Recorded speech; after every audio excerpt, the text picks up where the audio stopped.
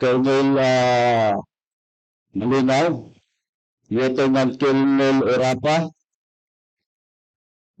Mark Philip Almadilla, Police Major Mark Philip Almadilla, James Aaron Cabillan, PCMS Arturo De La Cruz Jr., PSMS Anderson Orozco Abari, PMS Joey Encarnacion, PSMS Mark Antonio Naguete, PMSG Viram Valencio, and PSSG Alfredo Andes, Police Corporal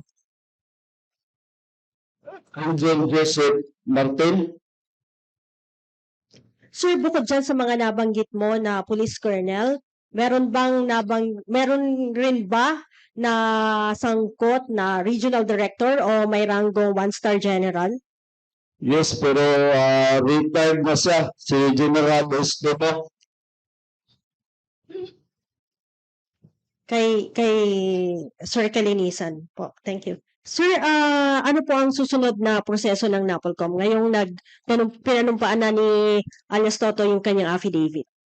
Siguro, una, papasalamat muna kami kay Totoy for coming over. Napaka-importante nung yung affidavit. Noon ka pa nagsasabi ng mga kwento at mga pangalan at ang paglutang mo dito, sinyalis ng iyong tiwala sa National Police Commission. Nagpapasalamat kami sa iyo. Pero kailangan ko lang sabihin na i-evaluate din namin muna yung mga kwentong nilalahad mo sa iyong affidavit. Hindi porkat sinabi mo na sa affidavit, kami maniniwala kaagad. Bibigyan natin ng due process ang lahat ng mga pinangalanan ni alias Totoy. Papadala natin sila ng summons o kaya ng order upang sila ay sumagot din. Tandaan natin na ang instruction natin ay paspasang resolusyon ng kasong ito. Inaasahan ko na ang mga miyembro ng PNP na di umano'y sangkot dito ay sasagot ng karaka-raka din. So after the evaluation, maaaring ito'y humantong sa formal charge kung sabi ng ating mga evaluator, pwedeng sumampa to, tayo may jurisdiction. After which, pasasagutin natin uli yung ating mga respondent na police. Kung kailangan ng mga hearing, bibigyan natin yung mga hearing na ito. After which, sasampa na ito sa commission proper kung saan pag-uusapan namin yung kasong ito at puhusgahan na namin yung kasong isinampan ni alias Totoy. Thank you very much, Vice Chair. May we call our second reporter who will ask his question, Mr. Joash Maliban of BNC. Kay Sir Dondon po. Sir, sino po dito sa mga pulis na to yung team leaders na allegedly nakakatanggap ng 2 million pesos per month? Si Colonel Malinaw, sir, hindi po. Si Colonel Malinaw, nagpunta nito 200,000. Pero huwag banggitin ko lahat ng tungkol kay Colonel Malinaw. Hindi po, sir. Una, si Colonel Malinaw. Ang pinakaunang talaga nakilala si Colonel Malinaw. Pinagamitan siya sa akin ni Inesensyo Salazar. Hanggang sa pandemic mo at pinakilala ka sa akin si Colonel Orapa. Pangalawa, si Engineer Inesensyo Salazar, lumapit sa akin para bigyan ko raw ng monthly na 200,000. So sa sobrang bukit nila, nung panahon na nagtago ako, na pinatago kami ni Mr. Atong Andal, bumibigyan kami ng mga picture. Para sa nila. Meron si Colonel Malinaw, nasa sa regional chief ng CRPG. Ngayon, siya,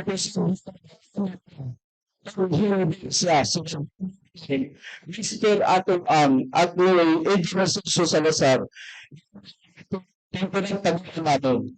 Ang pinakamisakit dito na ginawa nila sa akin. Ang akala siguro nila, isang bahay lang ang pinagtagulan natin dahil yun yung nagitag mo dito sa Bidya. Dalawang bahay po yun. Si hindi pa rin nga walay. Kasi may plano lang sila sa akin. Ang ginawa ko, at pinagpira ko dito sa bahay. Yung time na yun, meron sa kalimutan. Nagkalimutan ako ng balik kinasahad. Dito kami, nalimpak ko. Ngayon, isasama ko rin siya dito. Dahil isa siya, may notisan, dito nagpatayin ako. Kasi yan, cellphone ko, yung na ganito. At saka isang tab ng anak ko. At saka, pinagpisan, nagtaro pa sila. Kasi ang patawin na dapat isama ko rin dito. Hindi bang, sir? Yan mismo ang pintik na dito sa ano ko. Nagampit ko lang yung anak ko. Sabi ng Santa Biblia, sakyan, sir. Dito, nang dyan yung pamilya to. Ito, katalang sana ngayon. At yung sa atin, dahil sa hanggang minister ato ngayon, siguro, magandang na rin natin. 6 million. Hindi magandang to. Hindi tahong Japan. Kasama si Mr. ato ngayon, hindi ng senso sa kasal, Mayor at saka si Kirby. Ngayon, agala ni Kirby na Romao, bibigyan siya ng pera ng Mr. atong ang. Hindi ko meron si ito silang nagkabigayan. Ngayon, nagpaanan ng Mr. atong ang. Yes, kailangan ko ganaw at magpahinga muna ako. Ang ginamit nito, nagkinig malinaw. Sumunod siya hanggang das. Dahil sa December 3, sumunod siya sa anak na kapatid. Hanggang nagpinaka ako ng 200,000. Nalingin sa 200,000, binigyan ko pa siya ng alak. Ngayon, nag-isip ako, ito si Tingnan Malinaw. Membro ng online service dahil siya ang service, siya ang ng Batangas. Ang hiling sila lifestyle para adaptan sa Vietnam. Thank you. Thank you. Sir, last your answer. question po on my end po, sorry. Pahabol Follow-up lang. question. Are these also the police officers involved, sir, sa ambush po nun kay Calabas City Councilor Arvin Manguia noong 2021? Ulit, Sila rin po ba yung police officers na involved sa ambush kay Arvin Manguia noong 2021, sir? yes, ang yung team leader na si Colonel, Lieutenant Colonel Arapa, attorney na siya ngayon. Pinagmamayabang niya pa nga sa akin. Sir, kaya nga ako nag-attorney para kaya ko dipinsahan yung sarili ko. Ngayon, yung time na yon, pinapaambos yan ni Mr. Atong Ang sa halagang 2 million.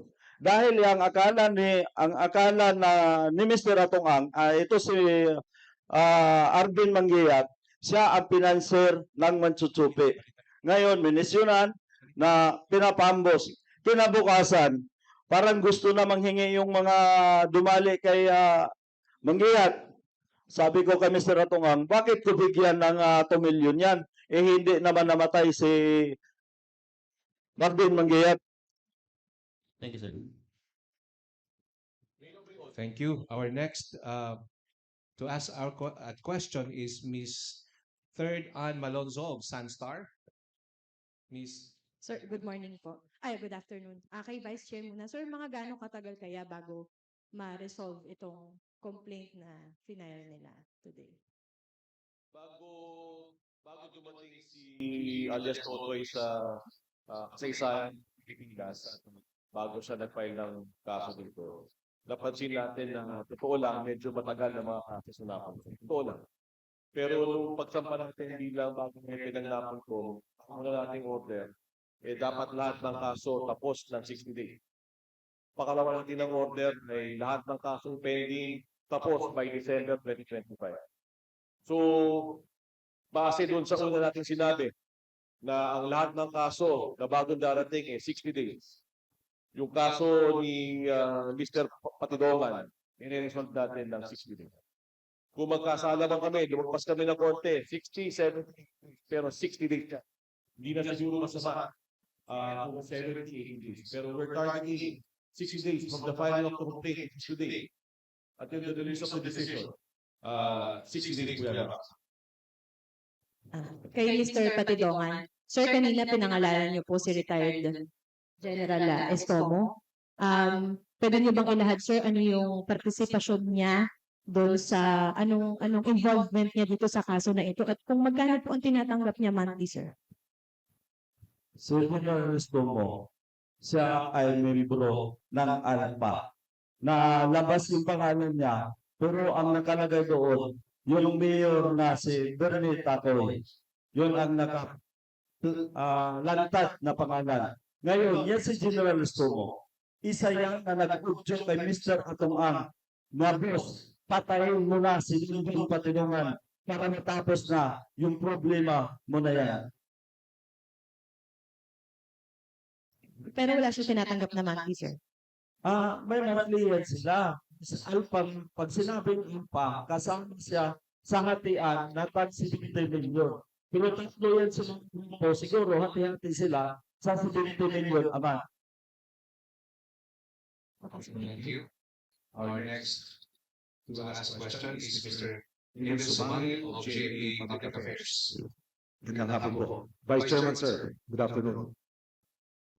Itong mga kinasuhan po o hahagiran niyo ng kaso ngayon, nasang kustodiya na po sila at kumpleto na ho ba o may hinahanap pa ho tayo? Go ahead, sir. Una, hindi ko pa nababasa ni one page nung affidavit ni Alias Totoy. As you can see, kakapay pa lang. Pagkatapos nito siguro, hihingi ako ng kopya, babasahin ko yung kopya. Alamin natin sino yung mga active dito, sino yung mga dismiss na. Kasama din dito yung paghahanap kung nasaan sila. Kung sila ba ay nasa restricted custody ayon sa Philippine National Police. Kung ano man ang utos ng PNP dun sa mga pulis na nasasangkot as of now, bago nagpa-file ng kaso si Mr. Patidongan, call ng PNP yun. They should have El Burul. Let us not forget that these policemen are still policemen and are supposed to follow orders. So kung anong order nung hepe nila, ni Chief PNP Torre, subit. Kung inutos ni Torre na naka-restricted custody sila o mag-report sila sa HSS kung saan naman sila, subit. Pero ngayon na nakasampan ng kaso ito sa amin, i-evaluate namin kung kinakailangan na mag-issue kami ng preventive suspension, pagmumuni-munihan namin base doon sa ebidensya na isampa ni Alias Totoy.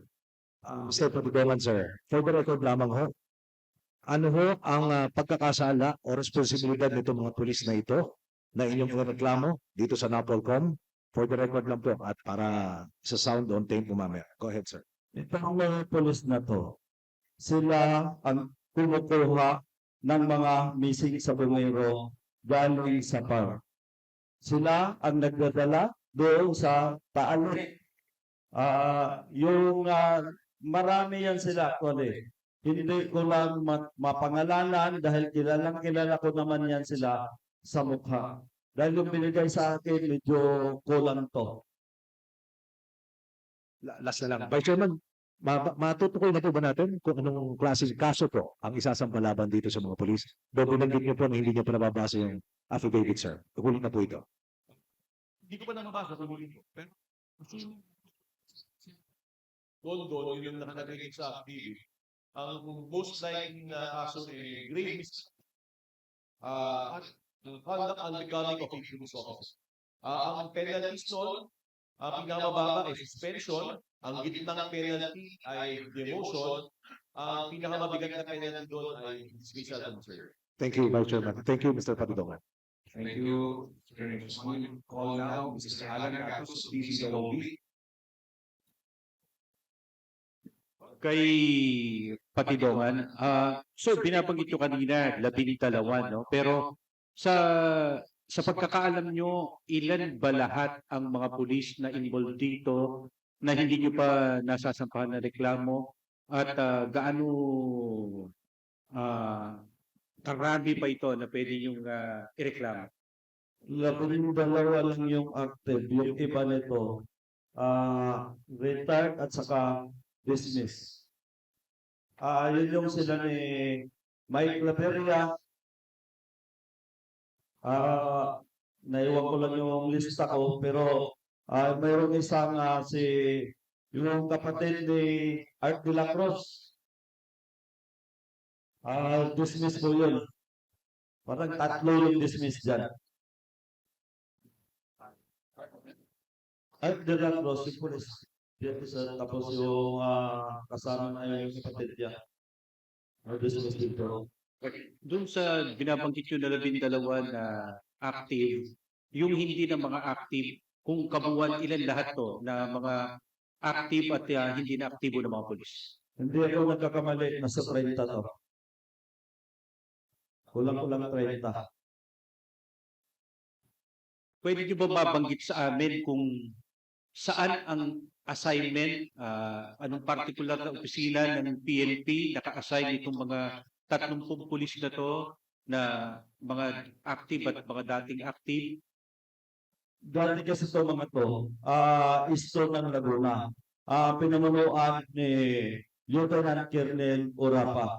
Simula noon hanggang sa palipat-lipat sila ng destino, kasama niya lagi yun. Doon sa firearms, kasama niya lahat yun. Kaya nagsabi nga ako kaya Sir Ali, na sir, bigyan mo ako ng kopya ng lahat na empleyado doon sa licensing na pinamunuan ni Lieutenant Colonel Orapa nung panahon ni General Mata. Wala akong idea. Si General Mata na nasa HPG ngayon, yun yung binabanggit niya. Oh yes. At saka yung si General Danao. Si General Danao yung OIC noon. Nung na-assign sila sa licensing. Firearm. Nabanggit nyo itong si General Danao at saka si General Mata. Wala ba kayong alam na impormasyon tungkol sa kanila dito? Wala akong idea. Thank you. Thank you, Mr. Alan Gatos of DCWP. Now, next in line is Ms. Marlene Pajernos of DZMM. Hello sir, good afternoon. Matanong ko lang po kay Mr. Patidongan kung bukod doon sa mga pulis, may other public official po ba na sangkot dito sa kaso ng Mr. Sabongero? Yes, yung Vice Mayor na lately nang binanggit sa akin. At saka yung si Judge Felix Reyes na hanggang ngayon nakaupo pa sa PCSO. Vice Mayor po ng... Ex-Vice Mayor yun ng Talisay, Batangas. Natanawan. Charlie Natanawan. Charlie Natanaw. Okay. Ano po yung naging nila? Ano po yung naging involvement nila? Itong si Charlie Natanawan, naikwento lang sa akin nitong isa sa kasama nilang polis.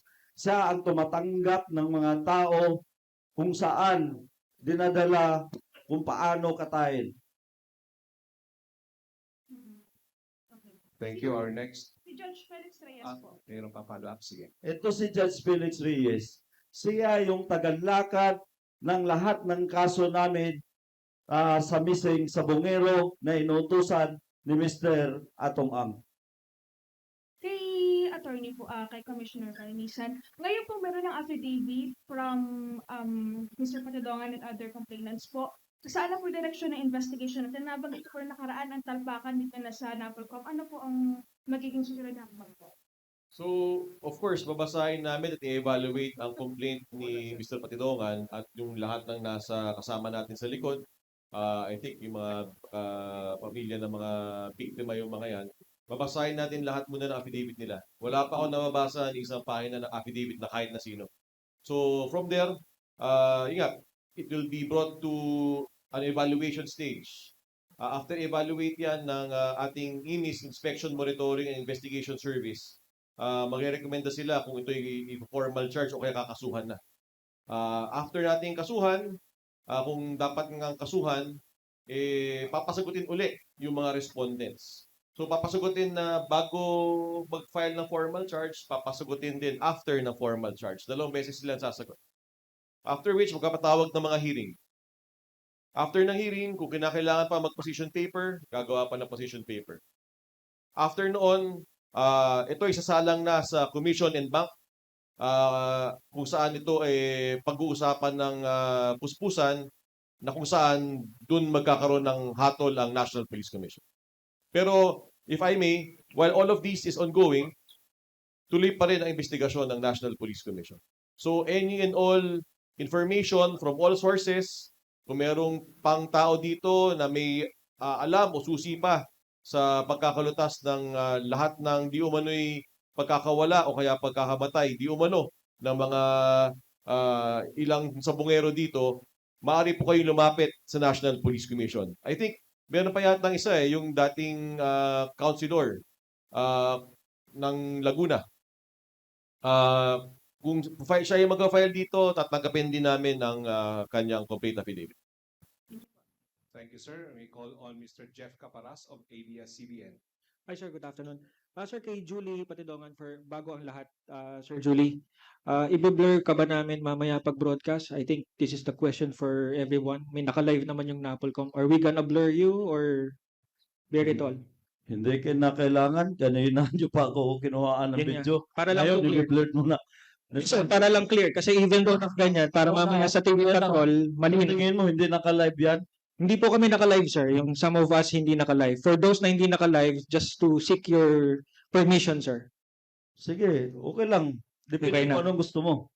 Hindi, sir. It's not depend on me, sir. It's not depend Sa on akin me. kasi yan, kalat na yan, no? Hindi, sir. It's not depend on me. Actually, sa opisina ito. And anyway, sir. Sir, dun sa mga binanggit ng police, may nakikipag-ugnayan na ho ba sa inyo na makikipagtulungan to be on your side?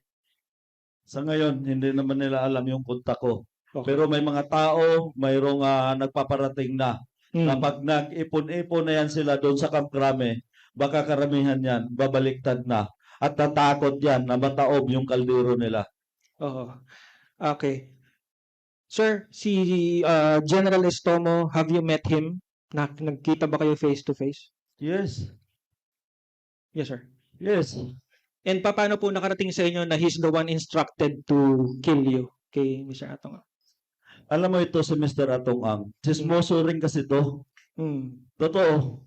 Kung ano yung mga plano, sinasabi rin sa akin. Nadulas man siya. Alam mo, sa totoo lang, pinapapatay ka na ni General Estomo. Hindi ko lang ginagawa. Mhm. That's it. That's it. Okay. Sir, lastly, Sir Julie, what's next for Julie Patidongan? After this, sir, after Napolcom, what's next for Julie? Siyempre, iligtas ko muna yung sarili ko dahil ngayon nakita na nila kung saan ako 100% pati anino ko hinahabol na ng mga pulis na yan at saka ni Mr. Atong Ang. Mhm. Sir, with that concern kay Commissioner Kalinisan, sir, are we going to provide security for Julie? And papaano po, sir, ihabol ko na rin. Yung na-mention ni Sir Julie is mga active. May habol po ba ang Napolcom sa retired, specifically yung retired na binanggit niya? Thank you, sir. Thank you very much, Julie. Thank you very much, ko. Una sa lahat, dun sa kanyang security complement. Kung ikaw pa ay nangangailangan na alis totoy ng dagdag seguridad, sabihin mo lang sa amin. Pero naniniwala ako sa kung sino man ang may hawak sa kanya ngayon, hindi ko nasasabihin na siguro, naniniwala ako sa kakayanan ng security unit na yon. Believe ako dun sa security unit na yon. Dun sa usapin na kung may habol kami dun sa mga retired, that is a different story. Kaya nga kinakailangan learning from the past. Pag upo natin dito, we have to learn from the mistakes of old, yung mga pagkakamali nung nakaraan. Kung mabagal ang takbo ng kaso, maaring mag-retire o mag-resign ang isang pulis. Kapag nakapag-resign o nakapag-retire na isang pulis, hindi na natin pwedeng habulin. Kailangan, para makasuhan sa Napolcom, ikaw ay active na pulis para ikaw tumuloy-tuloy yung kaso. Otherwise, we don't have jurisdiction. So, sa aspetong makakasuhan pa ba yung nag-retired na pulis ng admin case, ang sagot ay no. Sa tanong na pwede pa bang makasuhan yung retired na pulis, ang sagot ay yes. So ang kaso pwedeng i-file doon ay criminal case. Naniniwala ako sa kasipagan at kakayanan ng ating Department of Justice na sila ay gumagawa rin ng mga lahat ng kaso laban sa lahat ng mga involved. Kung kinakailangan ng tulong ng DOJ at magfa-file kami at kami inaatasan, then so be it. Pero again, uulitin ko, tuloy ang investigasyon ng National Police Commission.